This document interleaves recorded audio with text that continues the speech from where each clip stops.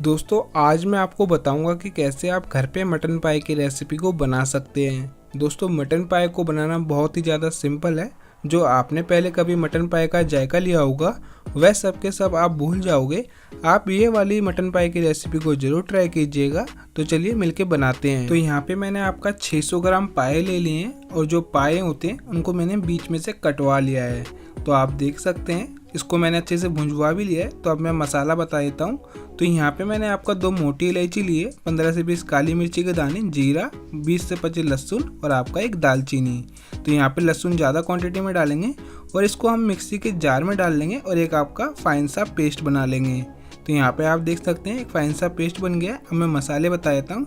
2 चम्मच आपका धनिया पाउडर, आधी चम्मच हल्दी, 1 चम्मच लाल मिर्च और आपका 1 चम्मच देगी मिर्च और थोड़ा सा नमक आपको स्वाद अनुसार लेना है। यहाँ पे मैंने बरिस्ता लिया है। यहाँ पे हम प्याज का यूज़ नहीं कर रहे, तो ये बरिस्ता है, आपका फ्राई प्याज कहते हैं इसे। तो यहाँ पे हम फ्राई प्याज का यूज़ करेंगे। दोस्तों अब हमने कढ़ाई चढ़ा ली है और आपका 1 चम्मच के करीब जीरा डाल दिया है। 2 मोटी इलायची डालेंगे इसमें हम। तेल को अच्छे से गर्म कर लेना है। फिर इसके बाद हमने काली मिर्ची के दाने डाले हैं 8 पीस और आपका 2 तेज पत्ता तोड़ के और आपका यहाँ पे हम पेस्ट डाल लेंगे जो हमने बनाया था। इसको हमें अच्छे से भूंज लेना है क्योंकि इसको ही हमें अच्छे से भूंजना है, क्योंकि जो मसाले के फ्लेवर आएंगे बहुत ही ज़्यादा अच्छे आएंगे। दोस्तों अब हमारा मसाला अच्छे से भूंज गए। तो यहाँ पे जो हमने मसाले दिखाए थे आपको वो सब डाल लेने। धनिया, मिर्ची, आपका हल्दी, नमक, ये सारे मसाले आपको डाल लेने हैं और मैंने आपको क्वांटिटी बता दी है इसकी। अब मसालों को हमें अच्छे से भूंज लेना है। यहाँ पे आपको फ्लेम को थोड़ा मीडियम कर देना है। आपको ज़्यादा हाई फ्लेम नहीं रखनी क्योंकि मसाले जल भी सकते हैं।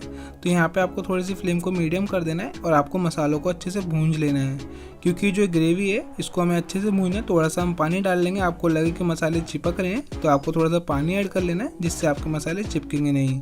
अब यहाँ पे हम आपका जो बरिस्ता बनाया था हमने आपका प्याज का, ये हम डाल लेंगे इसमें। तो यहाँ पे मैंने आपका कम से कम भी 3 बड़ी चम्मच बरिस्ता डाल दिया है। तो यहाँ पे आपको 600 ग्राम पाए में 3 प्याज का यूज़ करना है और आपको इसको अच्छे से पका लेना है। अब इसके बाद हम आपका जो पाए हैं इसको डालेंगे। यहाँ पे आपको ग्रेवी को थोड़ा स्पाइसी बनाना है, तो इसमें हमने काली मिर्ची का ज़्यादा यूज़ किया हुआ है, क्योंकि जो ग्रेवी होती है इसकी उसको आप एक बार जुकाम खांसी में पियोगे तो आपका जुकाम खांसी भी ठीक हो जाता है। तो आप इसके लिए ग्रेवी को थोड़ा स्पाइसी बनाना है, क्योंकि पाए को ज़्यादातर लोग इसलिए यूज़ करते हैं। दोस्तों पाए में बहुत ज़्यादा न्यूट्रिशन होते हैं, तो इसको आप ठंड में जरूर ट्राई कीजिएगा। अब हमें पाए को मसालों के साथ अच्छे से भूंज लेना है। कम से कम भी मैंने इसको 12 से 15 मिनट अच्छे से भूंज लिया है। फिर इसके बाद मैंने कुकर को पहले गैस पे चढ़ाया है, जिससे इसमें पानी हो उसका सूख जाए।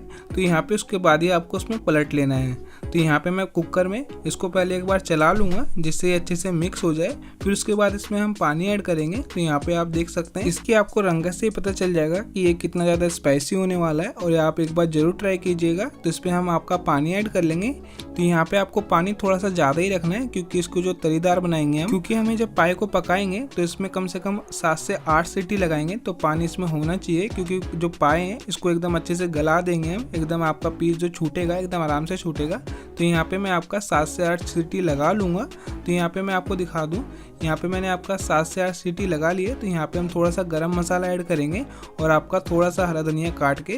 तो यहाँ पे जो हमारे पाए हैं रेडी हो गए हैं। तो मैं आपको दिखा देता हूँ एक बार आपको चला के। तो यहाँ पे आप देख सकते हैं इसकी रंगत। आप एक बार जरूर ट्राई कीजिएगा पाए की रेसिपी। तो आप देख सकते हैं जो पीस है ये आपका अच्छे से पक चुके हैं। जो ग्रेवी है आपका एकदम स्पाइसी ग्रेवी है। आप एक बार इसको सर्दी में जरूर बनाना, क्योंकि सर्दियों में आपको खांसी जुकाम ज़्यादा होता है, क्योंकि इसकी तरी पियेंगे तो आपका जुकाम भी सही हो जाएगा और आपका मन भी फीका नहीं रहेगा।